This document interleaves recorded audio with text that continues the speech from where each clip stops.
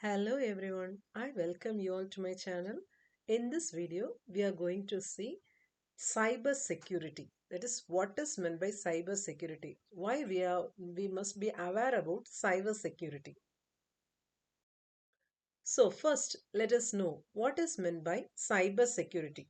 So cyber security means it is the practice of protecting the computers, servers, mobile devices, networks and data from malicious attacks or damage or unauthorized access.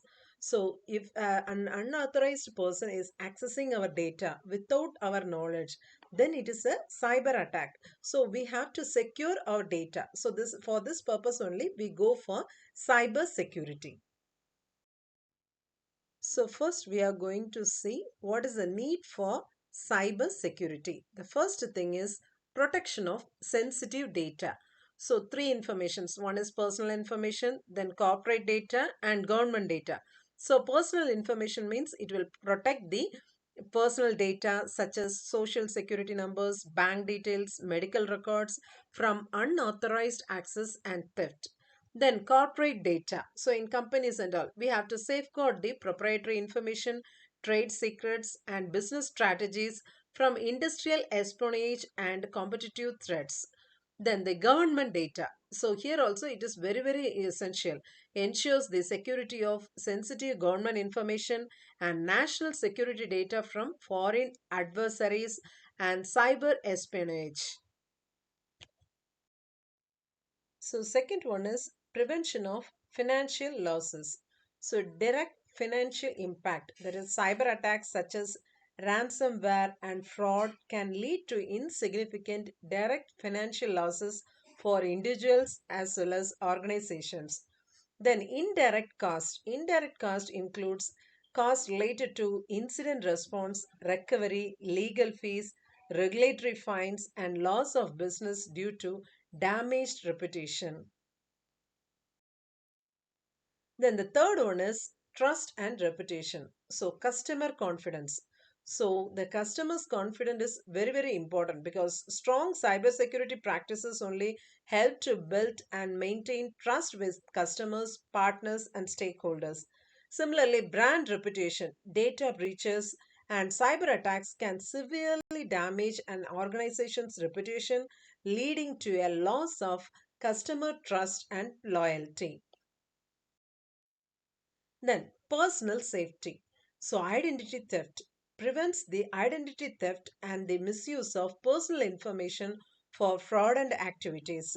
So, with the use of cybersecurity only, we can avoid this. Then, similarly, online safety. Nowadays, everything is in online.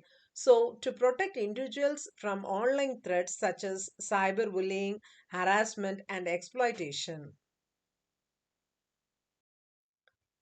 So next we are going to see what are the types of cyber attacks. So the first one is malware. Malware is nothing but malicious software designed to damage or disrupt or gain unauthorized access to the computer systems. So for example, the virus, worms like Trojan and ransomware. So this will enter into your system and it will corrupt the softwares as well as using these viruses, they can access our data. Then phishing.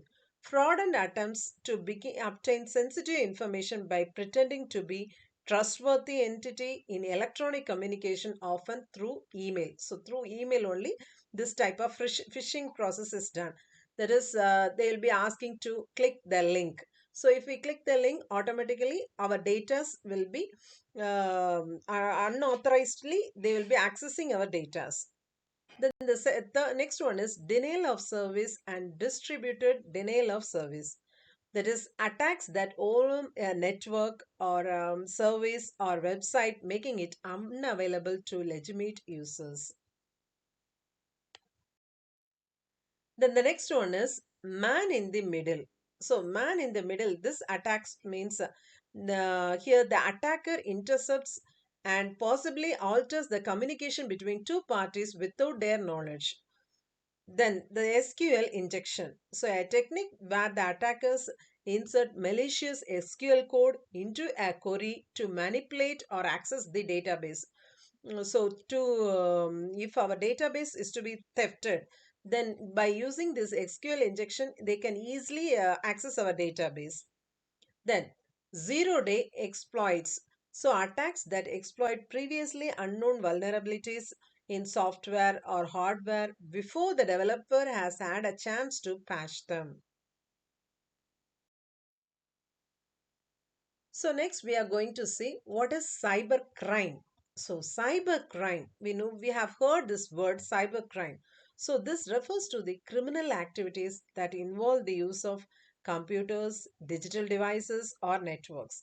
So these crimes can be committed by individuals, groups or organizations, and they can target individuals, business, governments or any entity connected to the internet.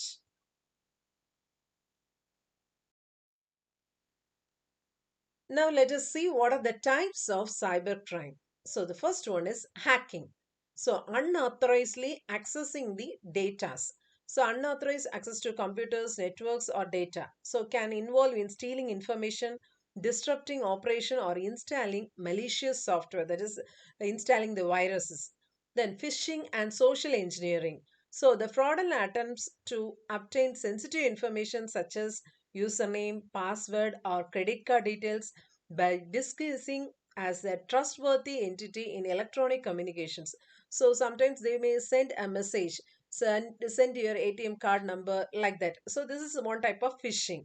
So the common form of email phishing includes email phishing, spear phishing, and wishing. That is voice phishing. Then ransomware. This is a malicious software that encrypts a victim's data and demand a ransom payment to restore the access. So this is also happening in our day-to-day life, often delivered through phishing emails or exploit kits. Then the next one is identity theft. So identity theft means stealing personal information to impersonate someone else, often for financial gain.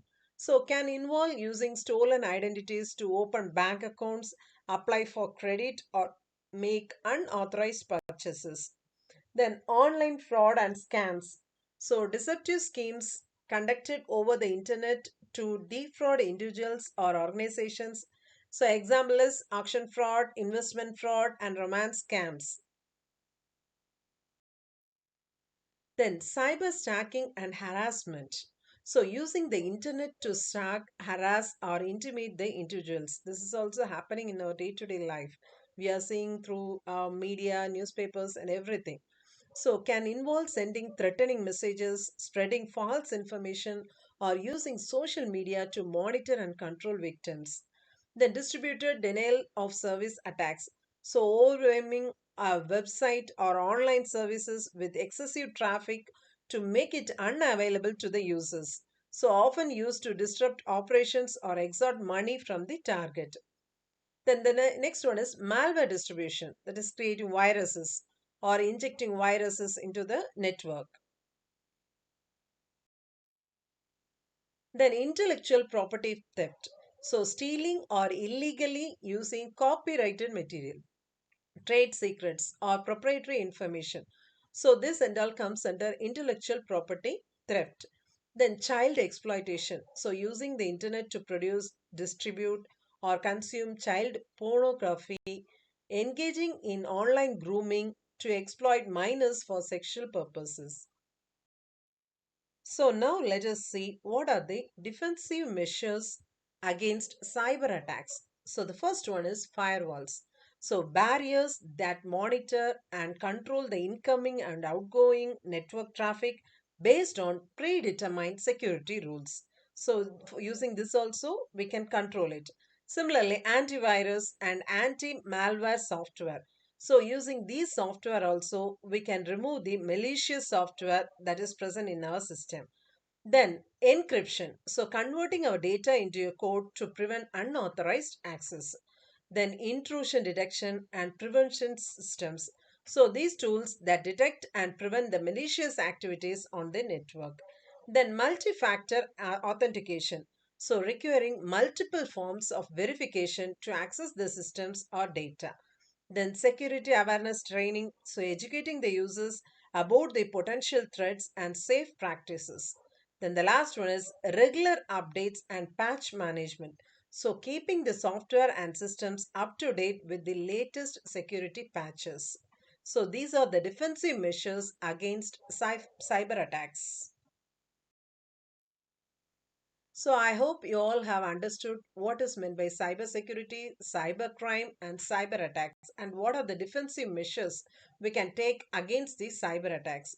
If you like this video, kindly subscribe my channel and share with your friends. Thank you.